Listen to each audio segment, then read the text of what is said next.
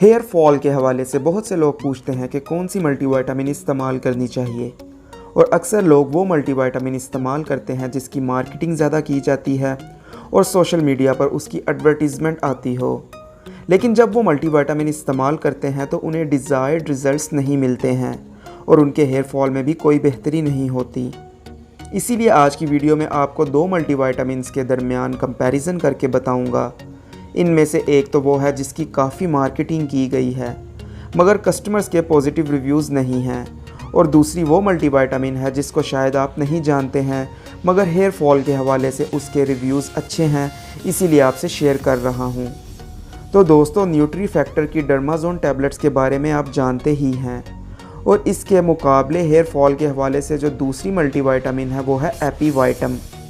डर्माज़ोन tablets इस्तेमाल करने वालों की ये कंप्लेन है कि इसके इस्तेमाल से उनके हेयर फॉल में कोई बेहतरी नहीं हुई, जबकि एपीवाइटम को इस्तेमाल करने वालों के इस टैबलेट के मुतालिक अच्छे रिव्यूज़ हैं और इनके हेयर फॉल में भी बहुत बेहतरी हुई है।